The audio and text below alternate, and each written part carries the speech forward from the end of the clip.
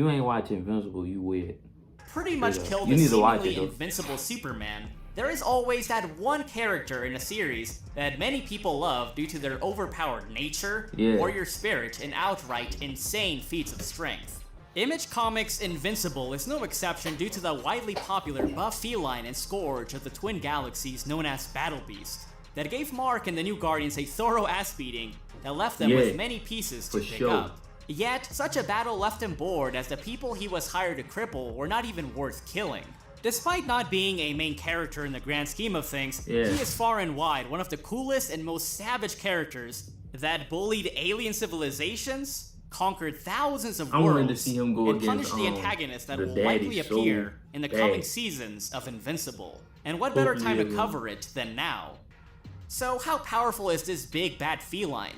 And is he one of the strongest characters in the series? Or was he well beyond virtually everyone, seemingly having no equal?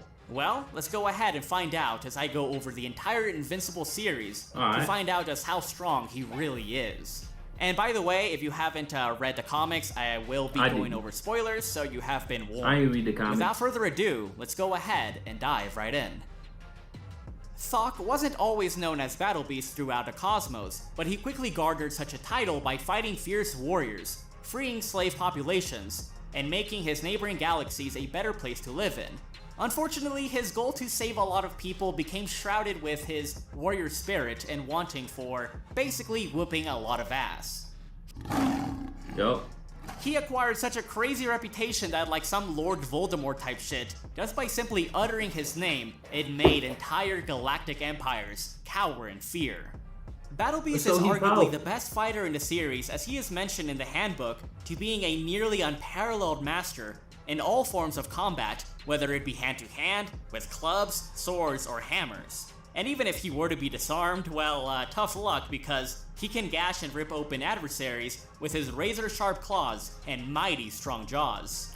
His senses are crazy because his eyes allow him to see in the night, detect the slightest changes in sound, and he can see, smell, and hear much, much further than even the most gifted humanoids, even Viltrumites.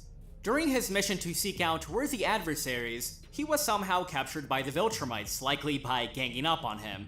And he was held captive in a prison until Alan the Alien's plan came to fruition and he managed to help him and Omni-Man break out. His armor, his highly regarded hunting skills, and his nearly unlimited endurance that literally lasts for days made it so that even the most elite Viltrumites, such as the Executioner that threatened to kill Omni-Man in prison, found it extremely difficult to put him down, to the point that Thok broke his entire body apart. So he built in return for being able to fight really powerful opponents and kicking ass and taking names, Battle Beast agreed to help out Mark and Nolan in the battle against the Viltrumite Empire. And so this paved the way for the biggest conflict in the series thus far, the Viltrumite War. A conflict in which Mark had to face off against Conquest, who nearly killed him twice, and even as bad as Conquest was, he was still subservient to a villain that Battle Beast eventually had to face off against, that being Grand Regent Thrag. The past was great and all, but you've never seen anyone like my girl Naomi, my guy Mbappe, the Greek.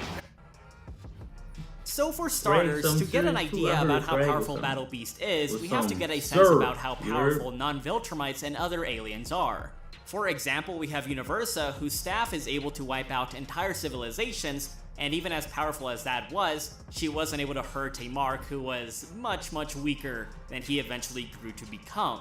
Generally speaking, the Viltrumites, even like the most average fodder ones, were still powerful enough to wipe out entire civilizations by themselves, and they were considered much bigger threats than planet eaters that were considered to be small fry to bounty hunters such as Null. I go more into depth on this in my Invincible power scaling video, but other characters, some of them weaker than Viltrumites, were capable of life-wiping planets, absorbing and withstanding enough energy to do so over time, cracking moons like eggs, and defeating multiple heroes at once.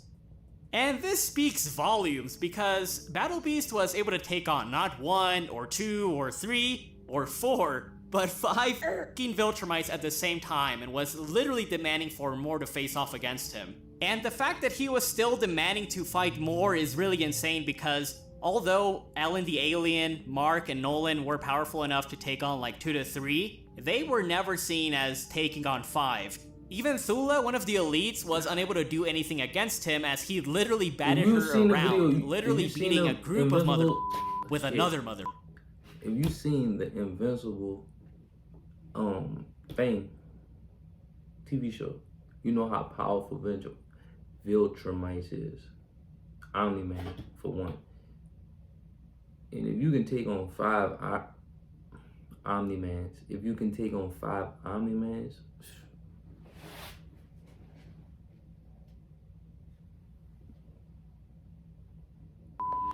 oh, and the crazy thing is that Battle Beast doesn't have smart atoms, which is what makes Viltrumice really durable, and he also can't fly, so even though his movement speed was like hindered extremely, he was taking on multiple continental to planetary characters at the same time.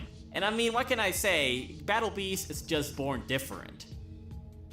Anyways, to get a more solid idea about how powerful Battle Beast really is, we have to look at one of the craziest feats in the series, which is when Mark, alongside Nolan and other characters, managed to destroy the planet Viltrum by punching it really, really hard.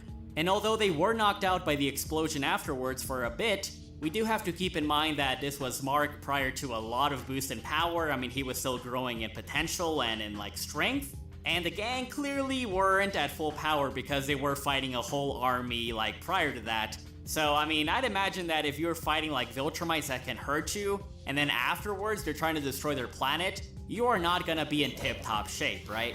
The core of planet Viltrum was unstable, but when it blew up, it would have likely released far more energy than the solar flare-inducing nukes that a weaker Mark was able to endure like with ease, like without a single scratch on him. And for reference, solar flares, to induce one, you would need hundreds of millions to billions of megatons. And nukes in this verse are powerful enough to do that. And looking back on it, this actually is very consistent because Brit, who is not even close to like a Viltrumite, had enough life energy to scare someone that was literally a life wiper and had basically laid waste to multiple planets in the past. And Brit was able to take multiple hits for days from someone that literally ate nukes. Now, we don't know how strong those nukes were, but going by the fact that, like, you know, just like a typical nuke or like a high-grade nuke, like maybe not the absolute best one, could already induce solar flares, this would lead me to believe that, you know, these nukes are far, far more powerful than whatever we have today. And this is not far-fetched because, I mean, the people in this verse have made artificial moons and mechs that were powerful enough to withstand the energy from the sun. So it is not hyperbolic that their technology would be this crazy. So please, please, please don't give me the, they're only continental downplay, okay? Because they're clearly well above that. Even the average Viltrumite should be like multi-continental. Mark and Nolan are well above that, so planetary. And Battle Beast is well above them, so Planet Plus is very reasonable, wouldn't you say? Damn sure not no Viltrumite. Apart from saying that Mark scales to a base spawn that he defeated, or like an alternate version that did defeat him, there's other ways that I can kind of like highball or wank Battle Beast. Now, this could be more so associated with attack potency. Like, just because you can dish out the power does not necessarily mean you can also endure it, in this verse at least. Yeah. Because we can really go off of Omnipotus, who was stated to being like a world shaper or life wiper, maybe even like a planet buster, even like in a really nerfed state. But his highest ends like have him like being able to wipe out star systems through a chained reaction. This doesn't mean that he can like one-shot a solar system, but it does mean that his body can withstand such energy levels. And although we don't know how powerful he was when he was actually like in his prime or like in his empowered state, like once he came back, I would imagine that he was still really strong, and literally Dinosaurus, who couldn't do anything to Thrag, one-shotted Omnipotus. Who the hell is Dinosaurus? If you want to scale it to star level, you could, man, unironically. I'm not saying that it is the fact, but, you know, I'm just saying, you know, you can wank him up there if you wanted to. Because, I mean, he's Battle Beast, right?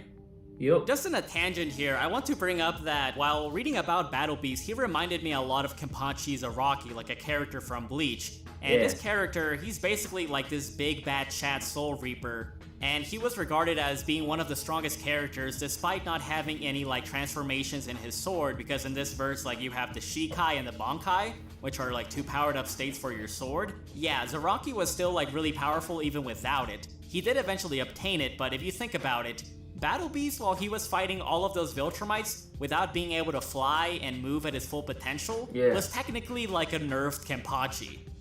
Luckily, we did get to see Battle Beast fight at near his full capacity once he faced off against Grand Regent Thrag, who, as I said, was so powerful that even the mighty conquest that gave Mark a lot of trouble cut down to him. Now with Thrag, I don't really see myself making a video on him, like specifically, because I can just cover how strong he is here. I mean, he has millennia of experience and he was like meant to be the best of the best among the Viltrumites, so to the point that Alan didn't want any beef with him, and Omni-Man alongside Mark were straight up bullied and were pretty much about to be killed by him, like very easily. Prior to his meeting with the exiled Thrag, Battle Beast got it on with his chick and dropped onto the battlefield. Unfortunately, Battle Beast was betrayed by his lover as she dropped down the payload of Ragnar to ensure that Thrag's resistance was cut down immediately. Originally, these incredibly powerful creatures that any Viltrumite feared, even Omni-Man did, were meant to be the final resort against Thrag in case of Thok's defeat. But instead of fighting alongside the creatures, Thok decided to help out Thrag by slashing them down. Defeating the Ragnar may not seem like a big deal at first, but these creatures are devastatingly powerful and durable thanks to the intense gravity conditions on their home planet. And the crazy thing is, just one, not even the strongest and biggest ones, were already able to keep up with Viltrumites and fatally hurt them. Now imagine a whole group of them, and even so, the combined efforts of Thrag and Battle Beast managed to cut the pack down, which was like them fighting multiple planet busters at the same time. Now, why did Battle Beast help Thrag? Is he insane? Maybe, but he actually did so because he thought it was dishonorable to team up on a being that he thought was his biggest challenge yet, and his glory would not be taken from him by mere unintelligent slashing machines. Unfortunately, since Thrag suffered wounds in the battle, to even up the odds, Battle Beast did the only thing reasonable, with quotation marks, in his mind, and that was to fatally wound himself and toss away his blade and hammer, to fight Thrag one-on-one with his powerful claws, jaws, and fists as his only weapons. And Thrag was basically like, what the f***, dude, like, did you really just do that? He was just left befuddled by Thok's actions, and he considered him a fool, thinking that it was really dumb that he thought of, this war as nothing more than a game. But Thok said that he wasn't fighting for fun, he said that fighting for honor was his life, and that he wanted to obtain the title of the greatest warrior in the cosmos. And so began the battle of the century, the strongest Viltrumite against the strongest in the universe. You gotta have that ass, bro. Why you gotta have...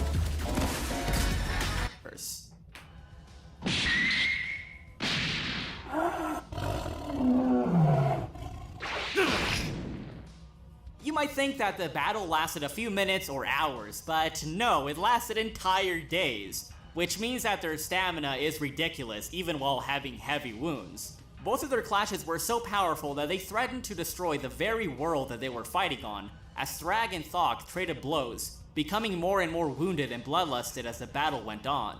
Despite losing an eye and bleeding profusely, Thrag declared that he had to win to ensure the survival of his species. Both warriors were on the verge of defeat until at long last, Thrag collapsed after he had slightly pulled off a win against the Scourge of the Twin Galaxies by tearing and smashing apart his heart. And in response, Battle Beast didn't look at him with hatred, but instead thanked him for giving him the battle of his life and for giving him a warrior's death. In respect for giving him a fair battle, Thrag wore his fur as his pelt and had his body burned away ceremoniously. Thrag might not be a good person, but he was surely not without honor. Fortunately, his sacrifice was not in vain because thankfully, Mark and the others ended what he started and defeated the ultimate Viltrumite and his army.